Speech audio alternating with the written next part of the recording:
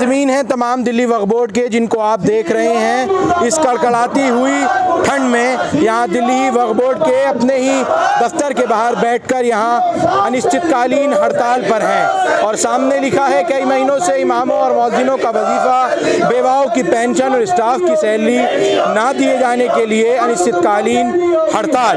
और जो नारे यहाँ लग रहे हैं वो सीधे तौर पर आप सुन सकते हैं मेंबरान और CEO दिल्ली वक्फ बोर्ड रिहान रज़ा की मुखालफत में है, क्योंकि उनकी तरफ से तनख्वाह नहीं दी जा रही है। जबकि बरोज़े जुमा खुद चेयरमैन दिल्ली वक्फ बोर्ड अमानतुल्लाह खान यहाँ पहुँचे थे और इन तमाम मुलाजमीन को ये दिलासा दिया था और इनकी तनख्वाह के जो पेपर्स हैं उन पर अप्रूवल के लिए साइन किया। अब 5 दिन लगातार इन लोगों को हो गए हैं तो आग जलाकर यहाँ बैठे हैं और इन तमाम लोगों को अपनी सैलरी दरकार है।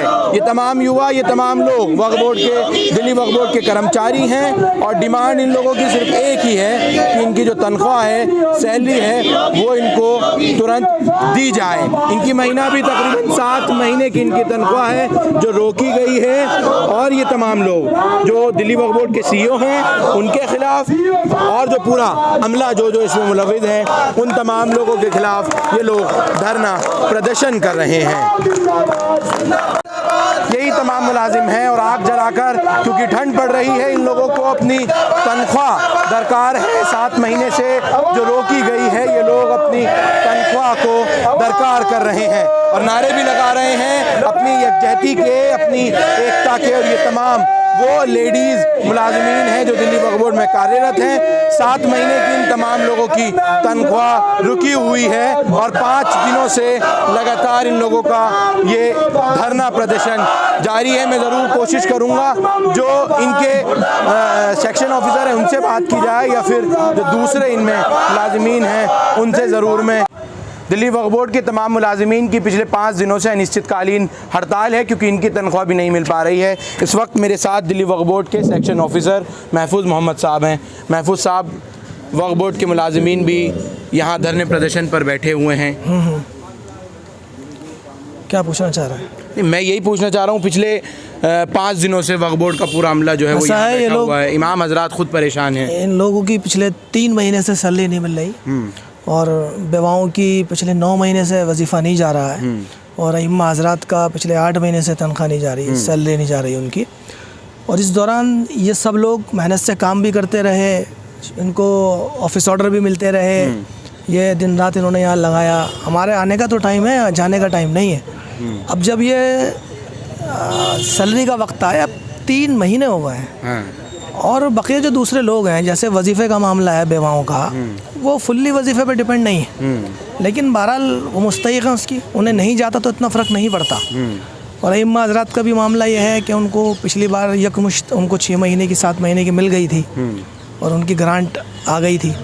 अब स्टाफ के साथ मामला यह है कि उनका तो यही सिंगल एक सोर्स ऑफ इनकम है और उनको यहाँ से अगर सैलरी नहीं मिलेगी तो वो उसमें से ज़्यादातर लोग जो हैं वो 18,000, 20,000, 22,000 रुपये सैलरी पर हैं और किराए पर रहते हैं ज़्यादातर लोग। और इसी किराए में उन्हें सब कुछ करना पड़ता है। जब तक उनसे चल सका चलाया उन्होंने, और बीच में उन्होंने मुझे भी लिख के दिया, मैंने आगे मैनेजमेंट को लिख के दिया कि साहब इनकी सैलरी दे दी जाए। वहाँ से कोई अभी तक कोई टेक्निकल वजह समझ में नहीं आई है। मेरी खुद CEO साहब से बात हुई तो उनका कहना ये था कि आप तमाम हजरात मेंबरान को अप्रोच कीजिए जाके, मेंबरान मीटिंग नहीं कर रहे हैं। तो इन लोगों ने मेंबरान को भी लिखा, सबको लिखा। मैं बहैसियत सेक्शन ऑफिसर मैनेजमेंट का हिस्सा हूँ, लेकिन जाहिर सी बात है पूरा 150 स्टाफ है, मेरे कहने से काम करता है, इनका मुकल्लफ भी मैं ही हूँ। मेरे साथ तो डबल सिचुएशन हो गई है। अब मैं इनको पिछले 1 महीने से ये कह कर रोक रहा था कि स्ट्राइक करना या काम रोक देना, इससे नुकसान हो जाएगा वफ़ के इंटरेस्ट में, और जो नाजायज़ काबिज़ीन हैं जिनके ख़िलाफ़ केसेस चल रहे हैं कोर्ट में, वो उसको फ़ायदा उठा जाएंगे और वफ़ का नुकसान हो जाएगा। तो पिछले 1.5 महीने से मैं इनको ये कह के रोक रहा था कि जल्द से जल्द मसला हल हो जाएगा, लेकिन अब ये 3 महीने हो गए और अब मेरी भी ये समझ में नहीं आ रहा कि मेंबरान जुड़कर क्यों नहीं बैठ रहे हैं। पिछले 5 जनवरी 2022 को आखिरी मीटिंग हुई थी, उसके बाद अभी 3 दिन बाद पूरा 1 साल हो जाएगा। कानून ये कहता है कि आपको कम से कम 1 महीने में मीटिंग कर लेनी चाहिए।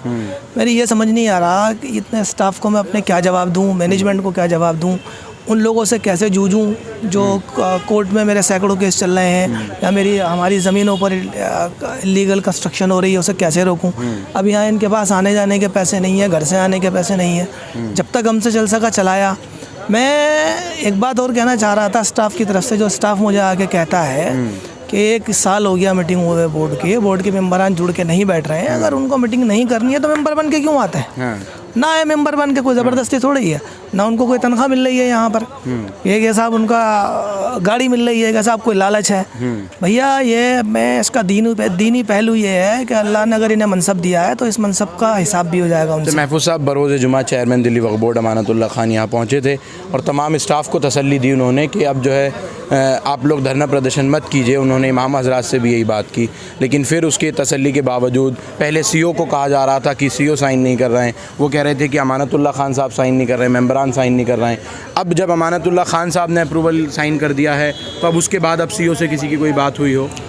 नहीं, सीओ साहब तो मुसलसल राब्ते में हैं, यहाँ उनके पीए हैं और मुसलसल वो सीओ साहब का अंदाज़ ये है काम करने का कि वो ऑफिस ऑर्डर भी करते हैं तो एक व्हाट्सअप के थ्रू करते हैं। सारे काम अपने व्हाट्सअप के थ्रू कराते हैं। बराह रास्त उनसे जिस दिन चेयरमैन साहब तशरीफ़ लाए थे, अइम्मा हज़रात के वफ़द ने, चेयरमैन साहब ने, यहाँ पर मौजूद तमाम हज़रात ने उन्हें बारहा कॉल किया। कुछ देर तक उन्होंने फ़ोन नहीं उठाया, उसके बाद उन्होंने फ़ोन बंद कर दिया। उसके अलावा जो यहाँ फाइनेंस डिपार्टमेंट से असिस्टेंट अकाउंट ऑफिसर यहाँ डिप्यूट है मकसूद साहब, वो यहीं रहते हैं दरियागंज में, उन्होंने भी अपना फ़ोन बंद कर दिया। दिक्कत यह है कि जब तक तमाम बोर्ड के मेंबरान या वो बोर्ड मेंबरान की अक्सरियत यहाँ आकर मिलकर नहीं बैठेगी और इस मसले को हल नहीं करेगी, तब तक ये मसला हल नहीं होगा। रही बात चेयरमैन साहब की, चेयरमैन साहब के करने का जो काम था फाइल पर उनको मंजूरी देनी थी, वो दे गए। दिसंबर तक के अइम्मा हज़रात के बिल पर वो साइन कर गए और मदरसा आलिया की तनख्वाहों के 6 महीने के चेक पर साइन कर गए। जितना यहाँ फंड, यानी मतलब अभी तक अमानतुल्लाह खान साहब के साइन पर रुकी हुई थी। नहीं, उनके साइन पर नहीं रुकी। आप कह रहे हैं चेक पर साइन। तरीका ये होता है कि जितने भी बड़े डिपार्टमेंट्स हैं या ऑटोनोमस बॉडीज़ हैं, वहाँ कम से कम 2 सिग्नेटरी होते हैं। बिल्कुल। उसमें चेयरमैन साहब 1 सिग्नेटरी हैं, दूसरे सिग्नेटरी 2 हैं, एक सीओ साहब है, एक हिमाल अख्तर साहब है। चेयरमैन साहब ने अपने हिस्से का काम कर दिया। अब सीओ साहब और हिमाल अख्तर साहब के हिस्से का काम बचता है। उनमें से कोई भी एक साहब आगे साइन कर दें उन तमाम चेक्स पर, तो ये इन हजरात की सैलरी और मदरसा आलिया के स्टाफ की सैलरी जारी हो सकती है। रही बात अइम्मा हजरात के वजीफ़े की, तो वो तब जारी होगी जब वहाँ से गारंटी नेट आ जाएगी। गारंटी नेट अभी आई नहीं है। हमारी 7 महीने से एक फ़ाइल चली है गारंटी नेट की। सिर्फ इस साल का, इस मौजूदा माली साल का 1 क्वार्टर आया है, यानी कि 3 महीने का पैसा आया है। बकिया 9 महीने का पैसा उनके यहाँ पेंडिंग है। हम तो उनसे भी ये गुजारिश कर रहे हैं, बार बार डीएम सेंट्रल से गुजारिश कर रहे हैं, डिविज़नल कमिश्नर के यहाँ से गुजारिश कर रहे हैं कि साहब ये आप ये ग्रांट रिलीज़ कर दीजिए। जितने भी ये छोटे छोटे माइनर से ऑब्जेक्शन है, एतराज़ात हैं, एतराज़ दर एतराज़ जो बार बार लगाए जा रहे हैं, अननेसेसरी हैं, वो करते रहेंगे हम। आप इनकी रिलीज़ कर दीजिए 8 महीने के। हम कम से कम 8 महीने से 4 महीनों के बेवाओं का वजीफ़ा जारी कर दें। 8 महीनों में से 4 महीनों का अइम्मा हज़रात का वजीफ़ा जारी कर दें। इन हज़रात की 1 महीने की तनख्वाह मिल जाए। रेगुलर स्टाफ की 3 महीने से नहीं मिली, उनको 2 महीने की मिल जाए, थोड़ा दे दी जाए, कुछ मिल जाए ताकि काम चलता रहे, सहूलत इन लोगों को सहूलत मिल जाए। अच्छा महफूज साहब, मदरसा आलिया की 25 महीने की तनख्वाह, इन हज़रात की 3 महीने की तनख्वाह, अइम्मा हज़रात की 9 महीने की तनख्वाह, सिर्फ मदरसा आलिया की 25 महीने की तनख्वाह क्यों हो गई? उनका हदिया उनके साथ एक तकनीकी दिक्कत ये हो गई थी कि मदरसा आलिया को 2 साल पहले तक वक्फ फ़ंड से पैसा दिया जाता था। वक्फ फ़ंड का मतलब ये होता है कि जो दिल्ली वक्फ बोर्ड की अपनी ख़ुद की आमदनी होती है, उससे पैसा दिया जाता था उनको। जब तक उससे उनकी तनख्वाहें भी उस वक्त बहुत मामूली थी। ज़्यादा सबसे ज़्यादा तनख्वाह उसमें मुझे याद पड़ रहा है कि 11,000 रुपये थी, 12,000 या 11,000 थी, वहाँ के मैक्सिमम थी सदर मुदर्रिस की। चेयरमैन साहब ने आकर उनकी सबकी मौजूदा तनख्वाहों में 10-10 हज़ार रुपये का इजाफ़ा कर दिया। तो वो एक अचानक से एक तकरीबन 50% का बोझ था दिल्ली वक्फ बोर्ड की आमदनी पर। तो उसमें पिछले साल तय ये किया गया चेयरमैन साहब के ज़रिए, बोर्ड के ज़रिए, कि जो मदरसा आलिया का स्टाफ़ है वो और दिल्ली वक्फ बोर्ड का रेगुलर स्टाफ़ है वो, अइम्मा हज़रात का स्टाफ़ है वो, और बेवाओं का स्टाफ़ है वो, इन सबको ग्रांट की मद में डाल देते हैं और सरकार से गुजारिश करते हैं कि वो इन सब का पैसा दे।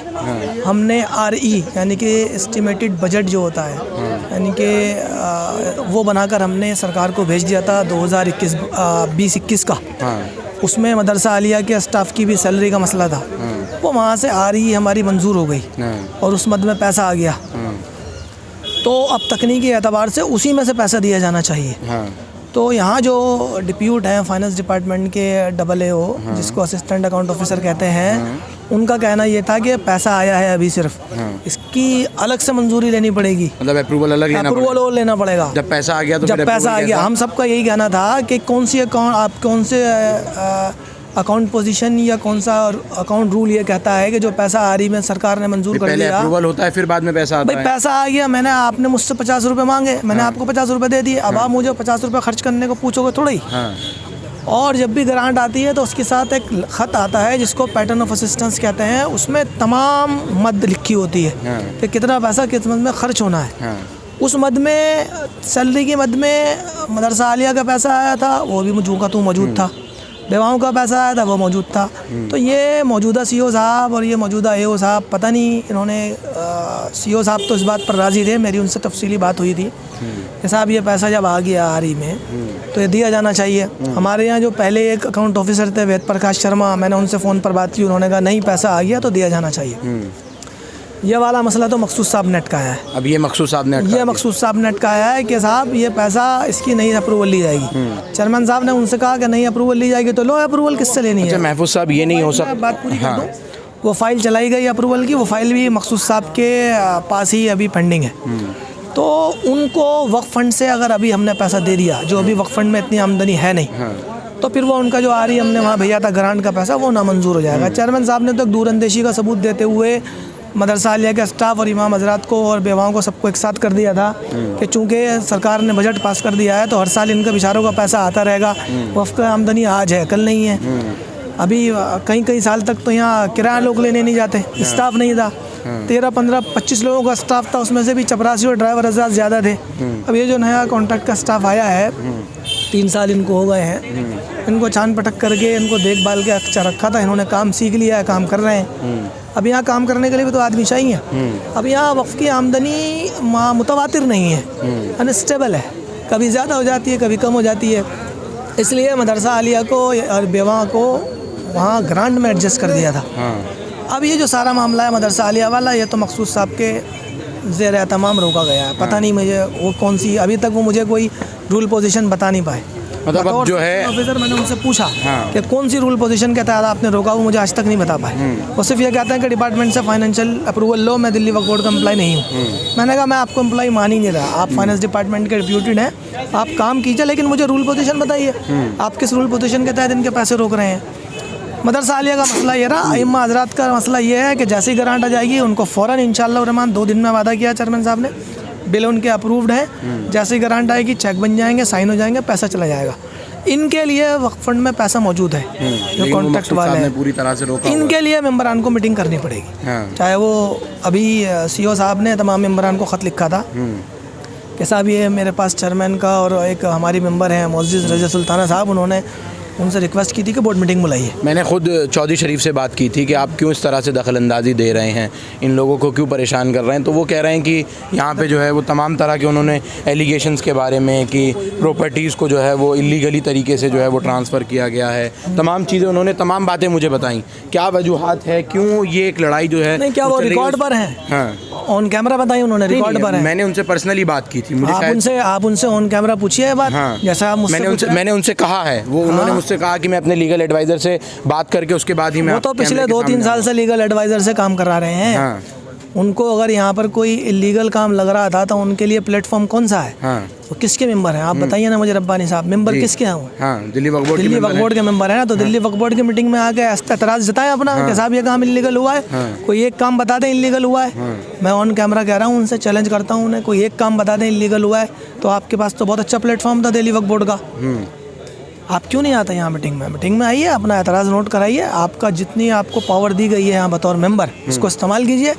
ये क्या तरीका है कि आप बाहर से बाहर ही वहाँ डिविजनल कमिश्नर के यहाँ और फाइनेंस डिपार्टमेंट में यहाँ शिकायतें कर रहे हैं, कंप्लेंट लगा रहे हैं कि ग्रांट का पैसा मिसयूज़ हुआ है। ग्रांट का पैसा कोई मिसयूज़ कर ही नहीं सकता, उसके साथ एक पैटर्न ऑफ असिस्टेंस आता है, मद लिखे होते हैं, हेड्स लिखे होते हैं, उसके अलावा वो पैसा कहीं खर्च हो ही नहीं सकता। किसका कहाँ कैसे आ रहा है वो बिल्कुल 1-1 रुपया वहीं जाएगा। उसका ऑडिट होता है, सरकार का ऑडिट होता है, कैच का ऑडिट होता है, हमारा ऑडिट होता है, अपना अपना पर्सनल 3 ऑडिट होते हैं। किसी को अपनी यहाँ पर नौकरी और अपनी क्या ज़िंदगी ख़राब करनी है जो ग्रांट का पैसा मिसयूज़ करेगा।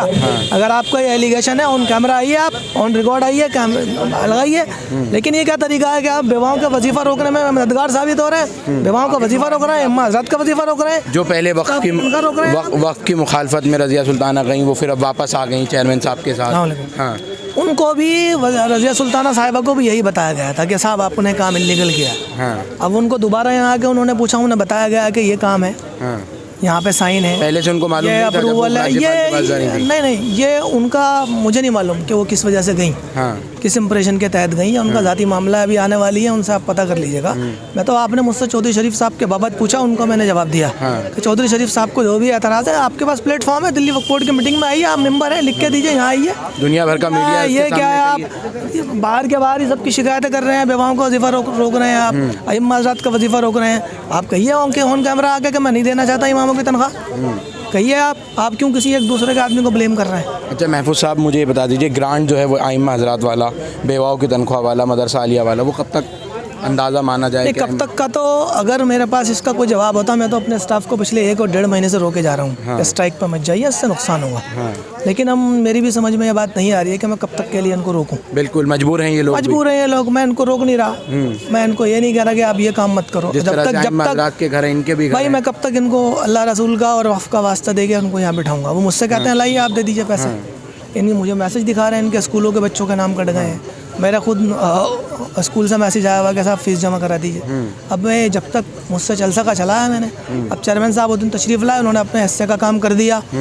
अब करें ये मेंबरान आए। अच्छा, आए चौधरी शरीफ साहब, मैं आपसे पूछ रहा हूँ, मैं उनको कह रहा हूँ आए दिल्ली वक्फ बोर्ड आए, यहाँ पर आके इनसे मिले, इन तक से नहीं मिल रहा है। आपने उनसे बात की, आप फरमा रहे हैं तफसीली बात की, उन्होंने ऑन कैमरा क्यों नहीं कहा ताकि उनकी बात रिकॉर्ड पर आए? नहीं, उन्होंने, मैंने उनसे कहा है, वो कह रहे हैं कि मैं जो हूँ पूरा अभी लीगल एडवाइज़र से बात कर लें, फिर आपको एक बहुत अच्छा सा पूरा सामान उनके पास अल्लाह ने उनको मौका दिया था, वो भुना नहीं पाए। हाँ। अब उनके पास 9 महीने बचे। हाँ। तजदीद ईमान के लिए कह रहा हूँ ऑन कैमरा वो कर लें इस काम को। हाँ। नहीं तो सवाल हो जाएगा अल्लाह के यहाँ क़यामत में उनसे, हमने मनसब दिया था आपको। हाँ। उस मनसब का कहाँ इस्तेमाल किया आपने? बिल्कुल, आप किसी का फ़ायदा नहीं कर सकते तो कम से कम नुकसान तो मत कीजिए। बिल्कुल, हर एक से उसके मनसब पे बैठे हुए हर एक आदमी से सवाल होगा और आखिरत में इसका जवाब हर एक को देना पड़ेगा कि आखिर जो आपको ओहदा दिया गया था, जो इज़्ज़त बख्शी गई थी, क्या इसका कहाँ इस्तेमाल किया, ईमानदारी से किया, बेईमानी से किया? महफूज साहब, जब तक बोर्ड के मेंबरों की मीटिंग नहीं होगी तब तक इन लोगों को तनख्वाह नहीं मिलेगी। बज़ाहिर तो ऐसा ही लग रहा है। हाँ। कि जब तक बोर्ड तमाम मेंबरान हज़रात जमा ना हो जाएँ। हाँ। और वो इस बाबत कोई रेजोल्यूशन पास कर दें। हाँ। और CEO साहब से रिक्वेस्ट करें कि साहब चेयरमैन साहब ने साइन कर दिए हैं, आप भी कर दिए, तनख्वाह मिल जानी चाहिए। तनख्वाह का मसला ये है कि आपने हदीस पाक का मफ़हूम है कि मज़दूर की मज़दूरी उसके पसीना सूखने से पहले दे दी जाए। हाँ। आपने खून सुखा दिया उनका, आप उनसे काम भी करा रहे हो, आप उनके ख़िलाफ़ शोकॉज नोटिस भी दे रहे हो। हाँ। आप रातों को भी बुला रहे हो, उन्हें 11 बजे तक लोगों ने काम किया है यहाँ पर। अब जब बात उनके मेहनत आने की आई है तो आप दे नहीं रहे हो, ये तो कोई इंसाफ नहीं हुआ ना। अच्छा, CEO साहब आकर इन लोगों से मिले यहाँ? नहीं, CEO साहब नहीं आए बिल्कुल भी। हाँ। और ऐसे कर लो, हाँ। CEO साहब नहीं आए हैं इसमें। हाँ। चेयरमैन साहब तशरीफ़ लाए थे, रज़िया सुल्ताना साहब आ रही हैं। हाँ। अभी भी उनका फ़ोन आया कि मैं रास्ते में हूँ। तो चेयरमैन जाकर CEO साहब से मिले हों कि चेयरमैन साहब ने जो लड़ाई है लड़ते रहेंगे? चेयरमैन साहब ने उन्हें, मैंने आपको शुरू में अर्ज़ किया ना कि चेयरमैन साहब ने कॉल किया, यहाँ पे इमाम हज़रात के वफ़द आए हुए थे, उन्होंने कॉल किया, उन्होंने फ़ोन नहीं उठाया, उस वक्त वहीं मसरूफ़ होंगे वो। और अब मैंने आज सुना उनके PA साहब बता रहे थे कि वो छुट्टी पे चले गए। अब मेरी भी उनसे बात नहीं हो पा रही है कि वो नहीं लगता कि इन तमाम लोगों की तनख्वाह को लेकर चेयरमैन साहब थोड़ा वक्त निकाल कर क्यों ना चले जाएं CEO साहब से ही मिलने, अगर वो नहीं आ रहे हैं तो? ये बात चेयरमैन साहब से पूछ लीजिए ना। चेयरमैन CEO साहब ने तो तमाम हज़रात को, तमाम मेंबरान को ख़त लिख दिया। हाँ। कि इनकी तनख्वाह नहीं मिल रही है। और ख़ाली यही इशू नहीं है, तो एक माइनर सा इशू है। हाँ। लेकिन इनके ऊपर तमाम इश्यूज टिके हुए हैं। हाँ। अगर आपका दफ्तर में हमला ही नहीं होगा तो फिर आप काम क्या करेंगे? काम क्या करेंगे? बिल्कुल। फिर काम नहीं करेंगे तो आपके वहाँ जो लीगल में और कोर्ट केसेस चल रहे हैं वो उनको नुकसान होगा। जो आपकी दूसरी जगहों पर कब्जे हो रहे हैं वहाँ नुकसान होगा। यहाँ जो रोज़ाना के काम है वो नुकसान होगा। चलो एक दफ़ा को तो बेवाओं के आप दुख दर्द भूल जाओ बेचारियों का, उनका जो भी कुछ है 2500 रुपये उन्हें मिलते हैं। इमाम हज़रात को देख लीजिए आप, वो पिछले 8 महीने से बगैर कुछ लिए दिए मस्जिदों में, खुदा न खास्ता अगर वो स्ट्राइक पे आ गए तो फिर मस्जिदों में नमाज़ कौन पढ़ाएगा? अच्छा महफूज साहब, आप काफ़ी समय से वक्फ बोर्ड में मुलाजिम हैं, पहले की सरकारों में आइम्मा हज़रात कह रहे हैं कि कभी ऐसा नहीं हुआ। पहले मसला ये था कि ग्रांट से पैसा नहीं दिया जाता था, अब उनको ग्रांट को क्यों लाजिम किया गया? क्या वक्फ़ की आमदनी से आइम्मा हज़रात को तनख्वाह नहीं दी जा सकती? मैं अभी आइम्मा हज़रात के कई वफूद से मिल चुका, उन्हें समझा चुका। अभी भी वो यहाँ दरगाह साबरी में बैठे हुए थे। हाँ। मैंने उनसे ये कहा कि आप जब की बात कर रहे हैं, जब तनख्वाह यहाँ मैक्सिमम तनख्वाह 5800 रुपये थी। 5800 रुपये थी। 5800 रुपये थी। और उसमें भी उस वक्त की सरकारें बीच में जब ज़रूरत पड़ती थी दिल्ली वक्फ बोर्ड को तो पैसे दे दिया करती थी। हाँ। हारून साहब के ज़माने में 1 करोड़ 8 लाख रुपए की सबसे पहले बड़ी ग्रांट आई थी सन 2000 में। हाँ। उसके बाद चौधरी मदीन साहब के ज़माने में वक्तन जैसे जैसे ज़रूरत पड़ती गई ग्रांट आती गई। तनख्वाहें भी कम थी, 5800 रुपये मैक्सिमम थी। उससे पहले तो 800 ही रुपये थी। अब जब ये मौजूदा बोर्ड आया है चेयरमैन साहब के ज़माने में, शायद 2018 में इनकी तनख्वाह 18,000 रुपये की गई। तो 18,000 रुपये करने का मतलब एकदम से दिल्ली वक्फ बोर्ड की जो 3 गुना ख़जाने पे है वो एकदम काफ़ी बोझ बढ़ गया। अब जो दिल्ली वक्फ बोर्ड से बराह रास्त एसोसिएटेड अइम्मा हज़रात हैं, मुअज़्ज़िनीन हज़रात हैं, उनका महीने का बिल बनता है 1 महीने का तकरीबन 46 लाख रुपए। 46 लाख रुपए। हाँ। उन 275 अइम्मा और मुअज़्ज़िनीन हज़रात का 46 लाख रुपए बनता है। उसके अलावा मस्जिदों के बेशतर मसाजिद ऐसी हैं जिनका पानी का और बिजली का बिल बराह रास्त दिल्ली वक्फ बोर्ड से पे होता है। वो चीज़ें हैं। दिल्ली वक्फ बोर्ड की जो मौजूदा आमदनी थी जब चेयरमैन साहब और हम लोग तब यहाँ पे आए थे, हमने काम करना शुरू किया था, 12.5-13 लाख रुपए महीना थी। ख़र्चा बहुत ज़्यादा था। हमने आके ख़र्चा और बढ़ा लिया। लेकिन इन जो मौजूदा स्टाफ है और हम सब ने मिलकर यहाँ दिन रात काम किया। हमने अपनी आमदनी को तकरीबन किसी महीने हमारी आमदनी 1 करोड़ रुपये महीना हो गई, हम उसको 40-50 से ऊपर ले गए। चेयरमैन साहब ने जब ये 18,000 रुपये बढ़ाए थे तो तब सरकार में बात की थी कि ख़जाने पे एकदम बोझ पड़ेगा, उसको आप लोग बेयर कर लीजिएगा। तो उस वक्त सीएम साहब ने या उस वक्त जो भी सरकारों में ज़िम्मेदार लोग रहे होंगे उन्होंने वादा कर लिया था कि हम आपको ग्रांट बढ़ा देंगे। तो हमारी ग्रांट को बजट में कन्वर्ट कर दिया गया। यानी कि पहले ज़माने में ग्रांट मिलती थी, अब ये बजट है। बजट में आते हैं तकरीबन 60 करोड़ से ऊपर पैसे। तो ये ग्रांट से तनख्वाह देना मसला नहीं है। मसला ये है कि ग्रांट जो देर से आ रही है उसका मसला है। अइम्मा हज़रात को बहका दिया है लोगों ने। यानी पैसा तो दिया ही जा रहा है, बजट तो दिया ही जा रहा है, लेकिन वो देर सवेर हो जाती है। लेकिन ये सिर्फ दिल्ली वक्फ बोर्ड के ताल्लुक से इतनी देर, ये कुछ समझ से परे है। बाकी जो दीगर खुद मुख्तार इदारे हैं, ऑटोनोमस बॉडीज़ हैं, जल बोर्ड है, MCDs हैं, वहाँ तो आप सबको पैसे दे रहे हैं वक्तन फ़वक्तन। दिल्ली वक्फ बोर्ड में आप उनका अप्रैल मई जून का पैसा अब तक नहीं दिया आपने। तो 9 महीने से ऊपर हो गया। अइम्मा हज़रात के ताल्लुक़ से मैं उनसे कहना चाहता हूँ कि ग्रांट से जो उनका पैसा आ रहा है और वक्फ फंड से नहीं मिल रहा है वो मसला नहीं है। मसला ग्रांट का देर से आने का है। अगर ग्रांट टाइम पर आ जाए तो उनको पैसे मिल जाए। लास्ट टाइम भी अब इकट्ठा इनको 6 महीने की तनख्वाह इकट्ठी मिल गई थी। 6 महीने का पैसा आ गया, सरकार ने दे दिया, हमने आगे बढ़ा दिया। हमारा तो कुछ भी काम नहीं है इसमें। अगर वो वक्फ फंड पे आना चाहते हैं वो लिख कर दे दें, दिल्ली वक्फ बोर्ड इस पर बैठ जाएगा, वो भी मेंबरान को करना है। लेकिन वक्फ बोर्ड कहाँ से देगा? वक्फ बोर्ड की तो इतनी आमदनी नहीं है। मैंने वही अर्ज़ किया नहीं, दिल्ली वक्फ बोर्ड मीटिंग कर ले, अइम्मा हज़रात की इस वाली रिक्वेस्ट पर गौर कर ले। उसमें तो सरकार का क्या नुकसान है? सरकार के तो पैसे बचने। दिल्ली वक्फ बोर्ड से अगर अपनी आमदनी से वो लेना चाहते हैं तो पहले भी यहाँ कई बार हुआ है, तो 2-3 महीने लेट तनख्वाह मिली है। 5800 रुपये में उनको 3 महीने लेट तनख्वाह मिली है। मैं गवाह हूँ इस बात का। अब तो 18,000 रुपये है दिल्ली वक्फ, 46 लाख रुपए जैसा मैंने अर्ज़ किया कि इनकी बिल है महीने का, और 50 लाख रुपए ही हमारी इनकम है। उसमें 12 लाख रुपए बेवाओं के भी जोड़ लीजिए, मस्जिदों की बिजली जोड़ लीजिए और मस्जिदों की मरम्मत जोड़ लीजिए, माजूरीन का वजीफ़ा जोड़ लीजिए, वो कहाँ से होगा? तो ग्रांट में इसलिए इनको स्विच किया गया था ताकि इनकी तनख्वाह रेगुलर मिलती रहे और इनको कमी बेशी ना हो। वक्फ़ की आमदनी की जो है वो वाकिफ़ की मंशा के हिसाब से खर्च होती रहे, मस्जिदों पे, मदरसों पे, बेवाओं पे, माजूरीन पर। अगर ये सारे, देखिए ऐसा है, मैं आपको फिर एक बात बताऊं कि वक्फ़ एक्ट के हिसाब से जो वक्फ़ की आमदनी है उसका बेशतर हिस्सा वाकिफ़ की मंशा के तहत खर्च करना है। वाकिफ़ की मंशा में इतना पैसा बचता ही नहीं है खर्च करने के बाद कि अइम्मा हज़रात को 45 लाख रुपये महीना दे दिया जाए। वक्फ़ एक्ट में कहीं भी नहीं लिखा कि इनकी तनख्वाह दिल्ली वक्फ बोर्ड से जाएगी। अच्छा, जो वक्फ़ के मुलाजिमीन हैं इनकी कितनी तनख्वाह का बिल पूरा बन जाता है? इनका जो रेगुलर एम्प्लॉइज़ हैं उनका तकरीबन 18 लाख रुपये महीने का बिल है, वो ग्रांट से आता है। और जो वो भी सरकार दे दिया। जो कॉन्ट्रैक्ट बेसिस है उनके तो 10-10, 20-20 हज़ार रुपये, 28,000 रुपये डेली वेजेस पर हैं। उनका जितना बनता है वो वक्फ़ एक्ट जो वक्फ़ की आमदनी है उसमें एडजस्ट हो जाता है और वो वाकिफ़ की मंशा के तहत होता है। चेयरमैन दिल्ली वक्फ बोर्ड अमानतुल्लाह खान साहब या फिर आप एक सेक्शन ऑफिसर होते हुए क्या सरकार को ये बात कभी कही कि क्यों हमारे ही ग्रांट में हमेशा से देरी की जाती है? ये बात चेयरमैन ने कभी कही? इस बात को कभी आपके चेयरमैन साहब ने पिछले 3 महीने में तकरीबन 6-7 खतूत अथॉरिटीज़ को लिख दिए हैं, हाँ। सीओ को ही, बल्कि जुमे के दिन उन्होंने 3 खत तो सीओ साहब को ही लिखे हैं, डिविजनल कमिश्नर को लिखा है और प्रिंसिपल सेक्रेटरी साहब क्या को अपनी सरकार के मुख्यमंत्री अरविंद केजरीवाल साहब को लिखा उन्होंने कोई खत कि भाई हमारे ये साथ हर बार ये किया जा रहा इसका है? मुझे इल्म नहीं है, लेकिन ये इतना लंबा मामला पहला है ये। एक इससे पहले वाला था, और वो एक तो ये है। कोरोना पोस्ट कोरोना इफेक्ट की वजह से वो लेट हुआ था, वो सबकी लेट हुई थी। ये वाली बात समझ में नहीं आ रही कि ये वाली ग्रांट क्यों लेट हुई है। इसका ना मेरे पास कोई जवाब है, ना मैं किसी से कोई इत्मीनान बख्श मुझे जवाब मिला है। जब तक मैं अपने स्टाफ की, अपने मैनेजमेंट की बात मैंने आगे पहुंचाई है। मैंने आपसे शुरू में अर्ज़ किया कि मेरे साथ मसला ये है कि मैं तो यहाँ 5-5 लोगों का मुकल्लफ़ हूँ, इनका भी हूँ, वही माजरात का भी हूँ, अपने बेवाओं के भी हैं, और स्टाफ का भी हूँ, वक्फ बोर्ड का भी हूँ, और मुझे यहाँ अपना इंटरेस्ट भी देखना है दिल्ली वक्फ बोर्ड का। बिल्कुल। तो मेरी पोजीशन बहुत ज़्यादा वर्नाकुलर है, बहुत अजीबोगरीब हालत में हूँ, और मैं अब इनसे किस मुँह से काम कराऊंगा। यानी कश्मकश में है महफूज मोहम्मद। कश्मकश कुछ समझ नहीं आ रही बात कि किन लोगों से काम कराऊँ, किन लोगों को जाऊँ। किसी मस्जिद में नमाज़ पढ़ने का मुँह नहीं है जमात से, घर में पढ़नी पड़ रही है, वो पकड़ लेते हैं, जायज़ है उनकी बात। ये है मैं यहाँ आता हूँ, मुझे आना पड़ रहा है। चाहिए था मुझे, ये था कि मैं छुपा के बैठ जाता। जब मैं इनसे पैसे नहीं दे पा रहा हूँ तो इनको काम कराने का भी मेरा कोई अखलाकी जवाज़ नहीं बनता है। बहरहाल मैं आपके ज़रिए मेंबरान से कहता हूँ कि जो लोग यहाँ बने थे, ये परमानेंट कुछ भी नहीं है, ये दुनिया परमानेंट नहीं है। अगर वो इसको मेंबरी को परमानेंट समझे बैठे हुए हैं और अपनी ज़ाती दुश्मनियाँ निकाल रहे हैं, मैंने उनसे कहा था एक साहब से, उनमें से मैंने कहा अगर आपको किसी से ज़ाती दुश्मनी है, अमानतुल्लाह से है, डंडा लो, सर फोड़ो जाके।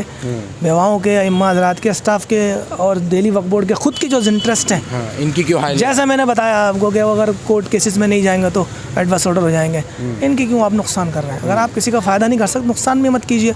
लेकिन उनसे कोई नहीं पूछ रहा, कोई बात नहीं, मिल्लत सवाल करेगी उनसे, जिस मस्जिद में जाएंगे इमाम को उनसे सवाल करना महफूज साहब ऐसा नहीं है कि उनसे कोई नहीं पूछ रहा, वो कैमरे के सामने आकर बोलने को राजी नहीं है। मैंने आपको कहा कि मैंने फ़ोन पे बात की उनसे। जब मैंने आप मुझसे कह रहे थे, मैंने ये कहा था मेरा प्रोटोकॉल नहीं है कैमरे पे बोलने का, लेकिन मैं मजबूर हूँ अपने स्टाफ की वजह से। मेरे स्टाफ ने मुझसे कहा आप बोलिए, मैं इसलिए बोल रहा हूँ। वो क्यों नहीं बोल रहा है? उनके पास तो कोई प्रोटोकॉल नहीं है, मेरे पास तो प्रोटोकॉल है कि मैं नहीं बोल सकता। बिल्कुल, ये सवाल लाजिम है, क्यों दिल्ली वक्फ बोर्ड के जो मेंबर हैं वो कैमरे के सामने आकर बात नहीं कहते? क्यों चौधरी शरीफ इस बात को नहीं कह रहे हैं खुले तौर पर? जो वो तमाम बातें जो उन्होंने मुझसे फ़ोन पर कहीं, तो मैंने उनको फ़ोन किया कि चेयरमैन भी पहुंच गए हैं वक्फ बोर्ड, आप क्यों आकर सामना नहीं कर लेते, क्या वजूहात हैं? तो उन्होंने कह दिया कि दलालों का मसला है और पूरे एलिगेशंस का जो एक जमावड़ा है वो उन्होंने मुझे उसी फ़ोन पर तमाम बातें, तमाम चीज़ें सुना दी। लेकिन गौर व फिक्र करने वाली बात यही है, आखिर क्यों, चाहे ये मुलाजिम हो या दिल्ली वक्फ बोर्ड के आइम्मा हजरात हों, बेवाएँ हों, या फिर और जो तमाम काम हैं जो रुके हुए हैं, ना तो सीओ खुले तौर पर पूरी तरह से सामने आ रहे हैं, ना साइन कर रहे हैं। अब जब चेयरमैन वक्फ बोर्ड अमानतुल्लाह खान यहाँ पहुँचकर उन्होंने सबकी तनख्वाहों पर जो अप्रूवल के लिए साइन करने थे सब कुछ कर दिए। और सवाल ये भी है कि अमानतुल्लाह खान क्यों सिर्फ फ्राइडे को ही यहाँ पहुँचे, उससे पहले वो कहाँ थे? क्या उन पर साइन नहीं किया जा सकता था? शायद वो 9 महीने नहीं, 6 महीने नहीं, या फिर इन हजरात को बैठने की ज़रूरत ही ना पड़ती। ये तमाम सवाल हैं। और आखिर क्यों चौधरी शरीफ, उनके ही ग्रुप की एक मोहतरमा रज़िया सुल्ताना जो है वो वापस दिल्ली वक्फ बोर्ड की तरफ आ गई? पहले उन्होंने ही मुखालफत जो है इन तमाम लोगों ने मिलकर शुरू की। लेकिन सवाल इस बात का है, ना तो ये लोग खुलकर सामने आ रहे हैं, ना बोर्ड की मीटिंग्स में सामने आ रहे हैं। ये अकेले लोग, क्या इनके ज़ाती मफाद हैं या कुछ दूसरे मसाइल हैं? क्यों ये तमाम के तमाम लोगों को परेशान कर रहे हैं? निशाब साहब, आगे का क्या आप लोगों का रुझान रहेगा? चेयरमैन साहब उस दिन कह रहे थे कि अब धरना वगैरह ख़त्म कर दीजिए, हमने अप्रूवल के लिए साइन कर दिए हैं। क्या आप लोग कब तक इसी तरह से धरना प्रदर्शन करते रहेंगे? देखिए, मसला सिर्फ सैलरी का नहीं है। अब जब हम यहाँ बैठे हैं तो स्टाफ की रिक्वायरमेंट सिर्फ सैलरी नहीं है, उनका बोनसेस है, उनका पीएफ नहीं कटता, उनका पीएफ की मांग है। फिर हमारा जो कॉन्ट्रेक्चुअल स्टाफ है उनका कॉन्ट्रैक्ट 22 तारीख को ख़त्म हो रहा है, उसका रिन्यूअल है। तो इस सब को देखते हुए 3 साल से किसी को कोई इंक्रीमेंट भी नहीं मिला है, तो ये भी उनका मुतालबा है। तो इन सब चीज़ों को देखते हुए और जितनी एडवर्स कंडीशन में ये लोग काम करते हैं, इनकी ये मांग नाजायज़ नहीं है। 3 साल हो गए, किसी को कोई इंक्रीमेंट नहीं मिला है और बहुत ही नॉमिनल पे पे ये लोग काम कर रहे हैं। उसके लिए इनको सैलरी टाइम पे मिलनी चाहिए और बिल्कुल लॉ के हिसाब से मिलनी चाहिए। सिर्फ इनको मिलनी चाहिए या इमाम हजरात, बेवाओं, सबको मिलनी चाहिए? सबको, सबको। जो जैसे आयमा हजरात की, उनको तो बहुत ही वक्त हो गया, 7-8 महीने हो गए। उनके तकलीफ़ों को भी हम समझ रहे हैं, इसी वजह से हमने बैनर दूसरी तीसरी मरतबा ये मामला सामने उनके साथ ये कॉन्टीन्यूस है। मुझे ये समझ में नहीं आता ये कौन सी रॉकेट साइंस है, ये कौन से किस तरह के ये ऑफिसर्स बैठे हुए हैं जो कि अपना काम ठीक तरह से नहीं कर पा रहे। सबकी ड्यूटीज़ एंड रिस्पॉन्सिबिलिटीज़ बटी हुई हैं, सबको अपना अपना काम करना है। चेयरमैन को अपना काम करना है, बोर्ड मेंबर्स को अपना काम करना है। एक एक्ट है जो कि हमारा गॉस्पेल है, उस गॉस्पेल के हिसाब से हम लोग सारा काम करते हैं। अगर इसमें दाएं बाएं हो जाते हैं तो ये बोर्ड मेंबर्स उस पर एतराज़ उठा देते हैं, हमारी की हुई किराएदारी पे एतराज़ उठता है। तो जब हम लोग बिल्कुल उसको किराएदारी पे तो वो कह रहे हैं मेंबर्स के पूरा इलीगली पैसे लेकर रिश्वतखोरी के साथ वो तमाम अपने लोगों को और इसी स्टाफ को, कॉन्ट्रैक्ट बेसिस स्टाफ को भी वो कह रहे हैं कि जो है अमानतुल्लाह खान ने, चेयरमैन ने और जितने भी अधिकारी हैं उन लोगों ने अपने अपने करीबियों को वक्फ बोर्ड में दाखिला दिला रखा है। तो कौन सी ऐसी सरकार है जिसने अपने करीबियों को दाखिला नहीं दिला रखा? कौन सी ऐसी सरकार है, आप मुझे बता दीजिए, जहाँ पे उन्होंने अपने जान पहचान वाले, और कोई भी पार्टी का आदमी होगा वो अपने लोगों को तो बैठाता ही है। यहाँ पे जो लोग हैं ये सब एलिजिबल हैं, एजुकेटेड हैं, जो काम कर रहे हैं और अपनी ड्यूटी को बखूबी निभा रहे हैं। अब आप इसमें देखते रहिए कि इसमें क्या रिश्वतखोरी दिख रही है आपको। ठीक है, ये मैं नहीं कह रहा हूँ, ये चौधरी शरीफ कह रहे हैं और दूसरे वक्त के मेंबर कह रहे हैं कि तमाम चीज़ें इलीगल हैं। ये हिट एंड रन है। ये लोग एलिगेशंस लगा रहे हैं, प्रूव नहीं कर पा रहे। नहीं तो तीन एजेंसीज इसकी इंक्वायरी तो कर ही रही हैं, ACB कर रही है, और जितनी भी हमारी फाइल हैं वो सारी गई हैं। उसमें इरेगुलरिटी तो आपको मिल जाएगी, इलीगलिटी नहीं मिल रही इसमें किसी तरह से। कोई जैसे वो बोल रहे कि फंड को साइफन किया जा रहा है या रिश्वतखोरी मिलता तो अब तक बहुत कुछ हो चुका होता, बहुत ज़्यादा छोड़ देता क्या किसी को? बिल्कुल, या जज उनको अमानतुल्लाह को बेल दे देते। बिल्कुल सही फरमा रहे हैं पूरी तरह से कि अगर इरेगुलरिटीज़ हैं तो फिर वो क्यों कोर्ट ने उनको अमानतुल्लाह खान को ही बेल दे दी। वो तमाम चीज़ें साबित पूरी तरह से नहीं हो रही हैं। ये LG ने जो कुछ ACB को लिखा उस पर जो कार्रवाई की गई, लेकिन वो पूरी तरह से ACB उसको कोर्ट में पेश नहीं कर पाई। सवाल सीधे तौर पर यही है कि आखिर कब तक, चाहे वो वक्फ बोर्ड के मुलाजिम हों, आइम्मा हज़रात हों, बेवा हों, या फिर दूसरे काम जो वक्फ के हैं, मेंबरों की वजह से या CO की वजह से या AAO की वजह से जो रुकावट आ रही है, क्यों लोग वो खुलकर सामने नहीं आ रहे हैं। और अब जो मालूम हो रहा है कि अब CO साहब भी जो है वो रिहान रज़ा साहब, वो भी जो है अब छुट्टियों पर चले गए हैं। जब तक वो कह रहे थे कि वक्फ बोर्ड के मेंबर और अमानतुल्लाह खान साहब जो है वो साइन नहीं कर रहे हैं, इमाम हज़रात को उन्होंने ये बात पिछले हफ्ते कही, लेकिन अब जब चेयरमैन ने साइन कर दिए हैं, क्या साइन इन लोगों ने किए हैं जो CO को या AAO को जो साइन करने हैं जिसके बाद उनकी सैलरी रिलीज़ हो जाएगी, क्यों वो नहीं कर रहे हैं, ये अपने आप में एक बड़ा सवाल है। ये तमाम लोग यहाँ परेशान हैं, बैठे हुए हैं पिछले 5 दिनों से लगातार, और अब मौसम सर्द ठंडा हो चुका है, आज मौसम में काफ़ी तब्दीली आई है। उसके बाद ये लोग आग जलाकर यहीं पर ही बैठे हुए हैं कि किसी तरह से इनकी तनख्वाह मिले, और इनकी मांग यही है कि रात के 11 बजे तक जब इनसे काम करवाया जा सकता है तो क्यों इनकी तनख्वाहों को रोका जा रहा है, क्यों इनको बोनस नहीं दिए जा रहे हैं। सवाल इन लोगों का बिल्कुल जायज़ है, और इन तमाम जो आइम्मा हज़रात अब से कुछ देर पहले मैंने आपको दिखाया, इन लोगों का बिल्कुल जायज़ है क्यों इनको रोका गया। जैसा कि अभी महफूज साहब ने बताया कि वो ग्रांट में इसलिए पहुंचाया गया था, वक्त की आमदनी उतनी नहीं थी। चेयरमैन साहब ने कहा कि जब हमने तनख्वाहें जो हैं, आमदनी बढ़ेगी कैसे? हाँ, बढ़ेगी कैसे, बिल्कुल आमदनी तभी बढ़ेगी जब किराएदारी बढ़ेगी। हाँ, और किराएदारी बढ़ नहीं रही है। हाँ, क्योंकि ये कहते हैं कि ये सेक्शन 56 को फॉलो करो, 57 को फॉलो करो, जो भी सेक्शन है उसको फॉलो करें। तो उसको फॉलो करने के लिए बोर्ड मीटिंग होनी ज़रूरी है। हम एक लिस्ट तैयार कर सकते हैं। आमदनी बढ़ाने के लिए कुछ प्रॉपर्टीज़ जो है वो ट्रांसफ़र की गई थी, अब उन पर एलिगेशन लगा दिया कि ये सब इलीगल हैं, वो सारी बोर्ड मेंबर्स ने। जितनी प्रॉपर्टीज़ हमारी एनक्रोच्ड हैं, अगर वो प्रॉपर्टीज़ हम खाली करा लें, उसको खाली कराने का एक ही तरीका है हमारे पास कि अंडर सेक्शन 54 CO उनके ऊपर एविक्शन की प्रोसीडिंग करें, और SDM को अंडर सेक्शन 55 उसको खाली करवाए। अभी भी 990 प्रॉपर्टीज ऐसी हैं दिल्ली में जिस पे एविक्शन का नोटिस आ चुके हैं, हाई कोर्ट की तरफ से ऑर्डर है, लेकिन अभी तक वो खाली नहीं हुई। 990 प्रॉपर्टीज, अगर वो प्रॉपर्टीज अब तक SDM खाली करा देता तो वो हमारी आमदनी बढ़ती। हमें ज़रूरत क्या पड़ती है, हम ग्रांट लें, सरकार से मदद लें। जब हमारे पास 2500 हमारी ऐसी प्रॉपर्टीज़ हैं जो कि हम किराए पे दी थी लास्ट टाइम, फिर नया एक्ट आया, उसके बाद हमने पुराना किराया लेना बंद कर दिया। अब हमें 2014 के बाद जो ये एक्ट आया है, हमें नया किराया लेना है। नया किराया लेने के लिए उनकी रजामंदी भी चाहिए, अगर किराएदार राज़ी नहीं हो रहा है तो फिर उनको एविक्शन की प्रोसीडिंग notice दिया एविक्शन जाएगा। प्रोसीडिंग होगी। एविक्शन हो नहीं रहा, सीओ का काम एविक्शन का है ना। कितने नए किराएदार जो हैं वो दिल्ली में वक्फ बोर्ड की तरफ से अभी सिर्फ 350 किराएदार हैं हमारे, जो नए किराए दे रहे हैं। नए एक्ट के हिसाब से किराया दे रहे हैं। 350। आप खुद देखिए, ह्यूज डिफरेंस है। 2500 प्रॉपर्टीज़ जो रेंटेड हैं, ये अपार्ट फ्रॉम मस्जिद, मदरसा एंड ये कब्रिस्तान, इससे जितनी एडजॉइनिंग प्रॉपर्टीज़ जो कि किराए पे पहले जा चुकी हैं उन्हीं की मैं बात कर रहा हूँ। ऐसे तो ऑल ओवर दिल्ली 1967 प्रॉपर्टीज़ हैं हमारी। जिसमें से सॉरी, 990 पे eviction उनको हुआ। एस्टेट्स कहेंगे। 1974 एस्टेट्स हैं एंड 2500 प्रॉपर्टीज़ रेंटेड हैं। रेंटेड हैं जी। और उस रेंटेड प्रॉपर्टीज़ में से नए एक्ट में सिर्फ 350 प्रॉपर्टीज़ हैं। अगर हम 2500 नहीं, हम चौथाई प्रॉपर्टीज़ भी अगर उसको अभी नए एक्ट के हिसाब से हम लागू कर दें, और इतना मुश्किल नहीं है ये, हम कर सकते हैं, लेकिन हमारे हाथ बंधे हुए हैं। हम कोई एक्शन ले नहीं सकते। We can only serve them notices and the action has to be taken by the CO. He has to work, he has to send notices under section 54। यानी कुल मिलाकर बात यह है कि ना तो कोई काम करने देता है हमारे